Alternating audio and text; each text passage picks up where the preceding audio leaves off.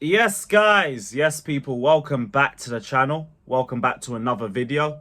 Hope everybody's enjoying their weekend. Chelsea free, as we really would like to see it from now until the end of the season. But what that does mean is that the start of the week is going to be ruined when we have the mid-table mid-off against Everton at the Bridge.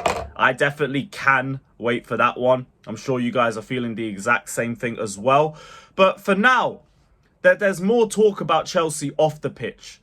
There's more talk about Chelsea's finances and our financial situation. And there's a whole load of uproar over the fact that Chelsea have sold a hotel basically to themselves for 76.3 million. So we've sold the hotel to Blueco. Blueco is obviously owning Chelsea Football Club in what is a strategic move to reduce the club's losses from 121 million to 89.8 million. And this was done last year. This aligns with the Premier League's financial fair play rules, having been run past the league for approval, and everybody's in their feelings about it.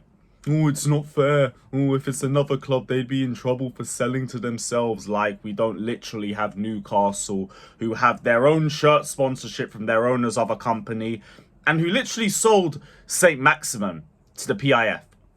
Let's not do this. Let's not do this. It's another loophole. Great. If there's one thing this football club is consistent with, it's loopholes. But in terms of the numbers, it does seem a little bit worrying. I won't even try and front on that one.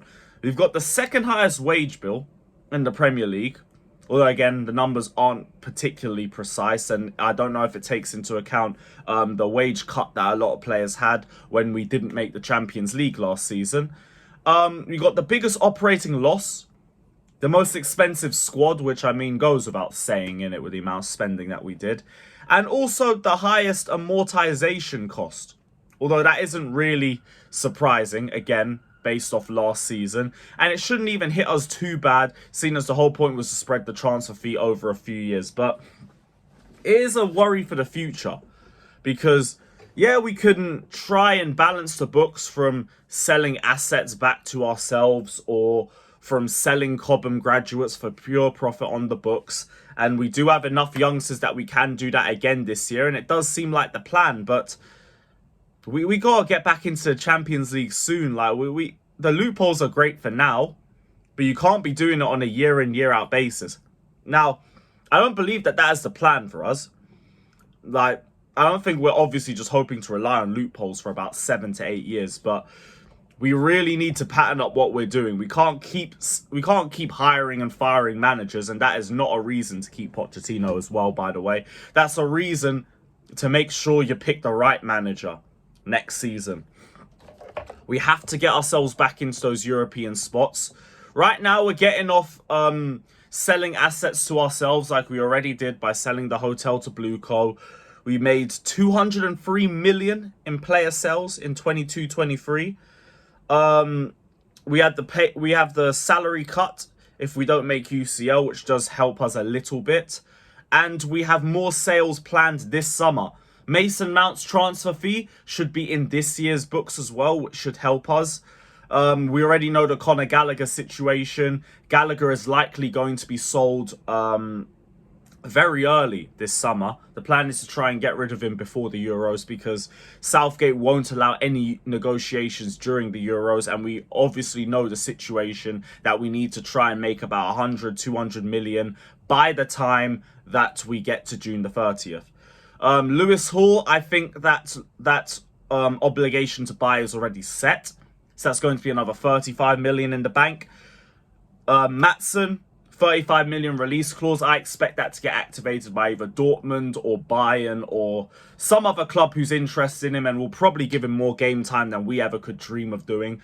So that will be another 35 million on the books. Who else? Armando Broja, that should hopefully be another 20 to 25. Chalobah, you're looking at another 25 to 30. Hopefully we can find a club for Kepa, which should be another 15 to 20 million on the books with a year left on his deal. Lukaku, potentially another 20 to 25. We could be looking at another shirt sponsor, which would be another 30, 40, if not more. We got Bing X on the sleeve, which should be another 40 million on the books. So we should be able to make that money up for this summer. But then it's about the next summer. We cannot afford to be in this situation again next summer, because what Cobham graduates are going to look to sell then? Who are we going to try and get rid of? Is it going to be a Reece James? Is it going to be a Levi Colwill? Will we end up being that desperate that we have to get rid of one or the pair of them? I don't know. It remains to be seen. Hopefully next season we're in a much better place than we are now. But as of right now, it doesn't look good on the eye. Obviously, we're making losses because we've yet again failed throughout the season and we haven't got Champions League football, and that was a massive necessity for us. And also the matchday revenue is just low as hell, even though that's a minor issue and that shouldn't really add too much into it. But it's also a bigger reason why we're pushing for matchday revenue so much too. Look, for now we're okay. I don't really expect us to get into any trouble with profit and sustainability this summer. We're not going to be in any problems for any of the stuff that we did in the past. This is more about the future.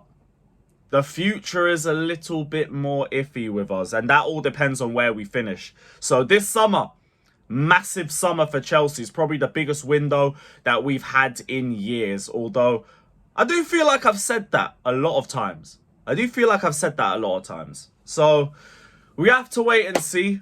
We have to just pray to God that the owners and the directors pattern up, that we get rid of this manager, that we change the model and we bring in a couple more experienced heads to help us climb up the table. And let's just hope things improve, because if we're in this position this time next year talking about our finances and talking about how we need to sell more Cobham graduates to balance the books, it's a bit long. I don't know what other loopholes we could potentially look at, but that should hopefully not be a conversation that we have to open up next year. For now, we seem to be okay. We've made more than enough in player sales over the last year. We have more than enough options this year to sell that we should be okay. But yeah, the real question is about next year. But let me know all your thoughts down in the comment section below. Like, I don't want to say everything I've said is 100% accurate, because I don't really understand the financial side of the game like that. But I hope I've said it all in a way that makes some sort of sense to you guys. If I haven't, let me know in the comment section below. As always, don't forget to hit the like button, subscribe, all of that crap. We will be back tomorrow for hate-alongs. Liverpool versus Crystal Palace. Arsenal versus, I've forgotten whoever they're playing, but I know they're playing on Sunday, so we're going to run that one too. And then Monday, Chelsea play. Yay. I'm sure everyone's looking forward to that. Big up everybody, hit the like button, subscribe, and as always, up the Chelsea.